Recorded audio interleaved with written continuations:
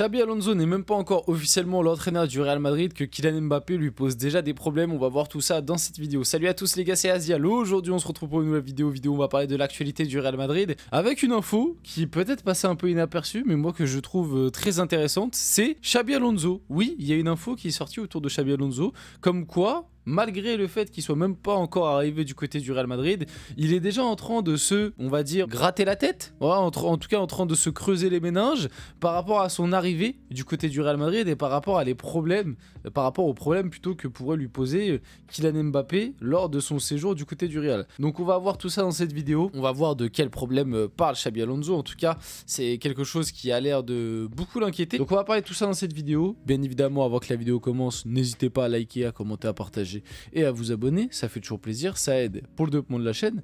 Et nous, on va y aller dès maintenant et parler un petit peu de l'actualité du Real Madrid, de Xabi Alonso, de Kylian Mbappé. D'ailleurs, j'en profite quand même, je fais ma petite pub. Si jamais vous êtes sur cette vidéo et que vous n'avez pas regardé mes précédentes vidéos, je vous invite à aller les voir. Et surtout mes précédentes vidéos sur l'arrivée de Xabi Alonso. Voilà, j'ai fait deux petites vidéos où je parle de Xabi Alonso. Notamment, il y en a une où j'explique potentiellement comment le Real va jouer l'année prochaine sous Xabi Alonso. Comment tactiquement ça va être disposé. Qu'est-ce que pourrait proposer Xabi Alonso. Et justement, je parlais déjà un petit peu des problèmes par rapport à Mbappé dans cet effectif. Parce que Xabi Alonso, si vous ne savez pas, c'est quand même quelqu'un qui du côté de Leverkusen avait des styles de numéro 9 qui étaient bien différents de Kylian Mbappé, que ce soit dans le côté déjà sans ballon, par le pressing, etc. Xabi Alonso, c'est quelqu'un qui aime énormément aller chercher haut pressé, même si il le fait pas tout le temps, mais dans 90% du temps, il aime bien aller chercher haut pressé, et il aime avoir des numéros 9 qui font beaucoup d'efforts, courent beaucoup et vont au pressing.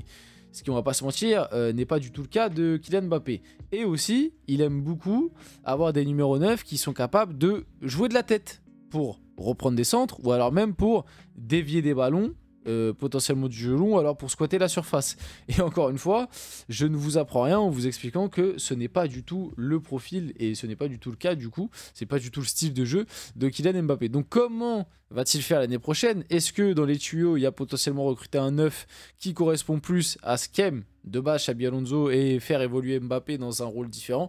Je ne sais pas. Moi, je pense que Mbappé évoluera numéro 9.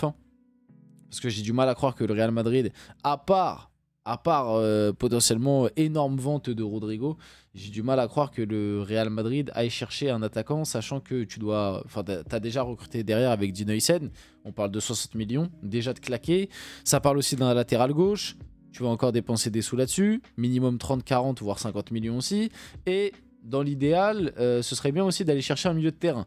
Donc déjà, si tu arrives à faire ces trois postes-là, je pense qu'après, pour aller chercher un autre attaquant, ça va être chaud. Donc je pense que moi, Mbappé évoluera numéro 9 la saison prochaine. Donc Xabi Alonso va avoir pas mal de défis. Et justement, comme le dit là l'information, le premier grand défi de Xabi Alonso sera de retrouver un équilibre au Real Madrid. À commencer par l'apport défensif des attaquants, avec en tête Kylian Mbappé. Une marge de progression nécessaire, mais où Luis Enrique et Carlo Ancelotti ont échoué. Alors bon, échouer, c'est quand même un grand mot, je trouve, pour Luis Enrique, parce qu'au final, Luis Enrique, je trouve que pour le moment, c'est l'entraîneur qui a réussi un maximum à limiter la casse, quoi. C'est-à-dire que malgré qu'Mbappé soit un feignant fini, sous Luis Enrique, il l'a quand même mis dans une position et Luis Enrique a réussi à animer quelque chose collectivement pour quand même que ça fasse pas trop tâche, mais au final on l'a quand même ressenti et on voit quand même la différence entre l'année dernière et cette saison par rapport au PSG, la différence dans le pressing, la différence dans la récupération de balles, la différence tout simplement aussi dans le niveau de l'équipe. L'année dernière on avait Mbappé qui, on le rappelle, nous a mis 44 buts, cette année il est plus là, l'équipe est meilleure. Pourtant, on n'arrête pas de m'expliquer que sans Mbappé, c'est catastrophique parce qu'il met 40 buts et que c'est le seul à mettre 40 buts. Et du coup, s'il n'est pas dans une équipe, l'équipe ne peut pas gagner. Alors qu'on le rappelle, c'est une stat qui est quand même assez marrante. Mais 100% des équipes à avoir gagné avec des champions l'ont gagné sans Kylian Mbappé. Donc voilà, c'est une stat, vous la prenez. Mais des fois, les 40 buts d'Mbappé, ils ont beau dos. Non, mais plus sérieusement, par rapport à Xabi Alonso, bah bonne chance. Moi, je vais être honnête, je vais pas tourner autour du pot. Xabi, moi, je te souhaite bonne chance parce que je pense que malheureusement, c'est trop tard. Je pense que malheureusement, c'est trop tard, pardon. Et moi, j'en veux quand même pour responsable les coachs qu'Mbappé a eu au PSG. Parce qu'au bout d'un moment, je comprends pas comment il n'y a pas un des coachs, que ce soit Thomas Tuchel, que ce soit Pochettino, que ce soit Galtier. Luis Enrique a essayé, on l'a vu dans le documentaire. Il a essayé, mais je pense qu'au moment où Luis Enrique est arrivé, malheureusement, c'était déjà trop tard. Mais moi, j'en veux surtout à Thomas Tuchel et Pochettino. Je comprends pas comment il n'y a aucun de ces deux coachs qui, au bout d'un moment, lui a mis des petites claques derrière le crâne pour lui dire « Hey mon pote, t'as 20 ans, tu vas commencer à courir un petit peu sans ballon, tu vas pas nous saouler. » Tu vas pas nous faire le Messi de 36 ans alors que toi, t'as 20 ans. Tu vois ce que je veux dire 20 ans à l'époque où il a commencé à arrêter de courir. Parce que le pire, c'est que j'ai revu des images de Mbappé plus jeune, Monaco, et même ses premières saisons au PSG, on va dire ses 2 premières saisons au PSG. Il y avait quand même beaucoup plus d'activité sans ballon. Hein. C'est quand même incroyable comment... Je sais pas c'est quoi le tournant qui a fait qu'il s'est dit « je vais arrêter de défendre ». Mais je pense que c'est mix Coupe du Monde et sa 2e saison au PSG. Et c'est à partir de ce moment-là où il a commencé à arrêter petit à petit jusqu'à complètement arrêter à sa 3e saison au PSG. Et c'est pour ça que je vous explique que j'en veux un peu à Tourelle et Pochettino, parce que c'est dans cette période-là qu'il a eu ces 2 entraîneurs.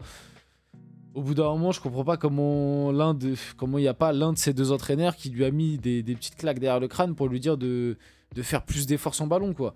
Et encore une fois, quand on dit ça, parce qu'il y en a certains, à chaque fois, ils extrapolent. Ah oui, mais vous demandez à Mbappé de venir tacler dans la boue, dans sa surface.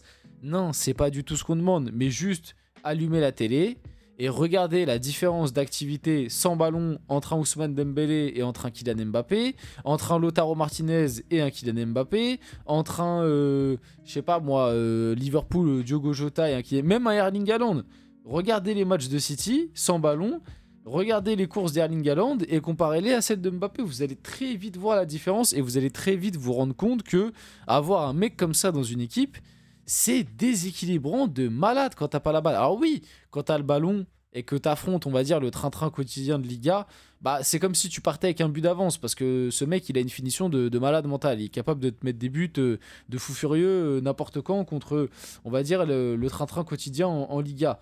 Mais là où est le problème, c'est que dès que t'arrives dans les gros matchs que ce soit de Ligue des Champions ou alors même de championnat contre le Barça, contre l'Atlético, même contre l'Athletic Bilbao, quand t'arrives dans ces gros matchs-là où t'as beaucoup moins de marge, sans ballon, t'as tendance à prendre beaucoup plus cher du coup, parce que sans ballon, en fait, tu défends avec un mec en moins.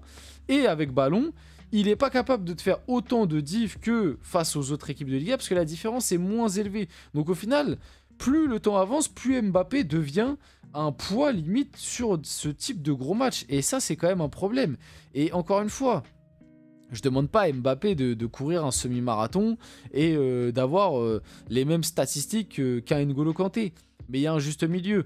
Quand je vois que Mbappé, cette saison en Ligue des Champions, hein, donc la Ligue des Champions, c'est censé être l'endroit où les footballeurs mettent le plus d'intensité. Hein. Quand je vois qu'en Ligue des Champions, il est à 8 km de moyenne, waouh, 8 km de moyenne, alors que tous les autres sont autour de 9,5, 10 quoi. À part Vini, parce que Vini aussi était en dessous des 9. Mais à part Vini et lui, parce que Vini malheureusement cette saison il a déteint sur lui. Et je pense que Xabi Alonso l'année prochaine, j'espère en tout cas il arrivera à remettre Vini sur le droit chemin. Parce que Vini les années précédentes il courait beaucoup plus. Cette année Mbappé a vraiment déteint sur lui. Mais quand je vois que tous les autres attaquants, sinon à part eux deux cette saison, ils sont minimum à 9,5. Ça veut dire 1,5 km de plus quand même. C'est énorme à l'échelle d'un match. C'est pas négligeable, quoi. C'est pas négligeable. Et encore une fois, je le répète, si encore il courait 8 km par match, mais qu'il mettait doublé à tous les matchs, même des matchs de Ligue des Champions, bah, il n'y aurait aucun problème. On se tairait, on dirait juste, bah, le mec, il est trop fort, il met des doublés, donc on peut accepter qu'il ne défende pas. Mais quand le mec, il défend pas, et qu'en plus, il te fait pas gagner, bah ça énerve que ce soit ses coéquipiers, et ça énerve aussi les observateurs et les supporters du club. Donc c'est ça que Mbappé va devoir changer. Malheureusement, comme je l'ai dit, pour Xabi Alonso, je pense qu'il va devoir bien se creuser la tête, parce que pour moi, c'est trop tard. Le joueur arrive à 27 ans. Justement, physiquement, il va commencer à décliner. C'est surtout pas à cet âge-là que tu vas commencer à le faire courir sans ballon. Parce que justement, il va commencer à arriver à un âge où petit à petit, son physique va décliner. Donc au contraire, il va courir de moins en moins. Et je pense qu'il va vouloir de plus en plus s'économiser justement pour, quand il aura le ballon, essayer de faire des diffs. Parce qu'il sera plus frais du coup s'il court un peu comme Messi. Sauf que Messi, il a commencé à arrêter de courir vers 30 ans.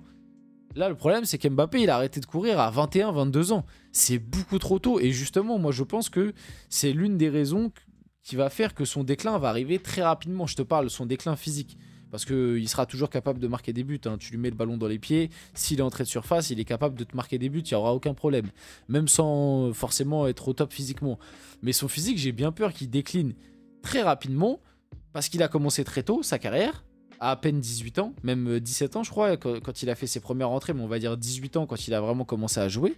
Donc c'est très tôt quand même à l'échelle d'un footballeur. Comme il a un style de jeu où il joue énormément sur la vitesse, ça compte. Et en plus de ça, il a très vite arrêté de faire des efforts défensifs. Donc j'ai bien peur pour la suite. On finit la vidéo là-dessus. J'espère que cette vidéo vous a plu. Si c'est le cas, n'hésitez pas à liker, commenter, partager, vous abonner. Les gars, c'était Azial. On se retrouve très rapidement pour une prochaine vidéo.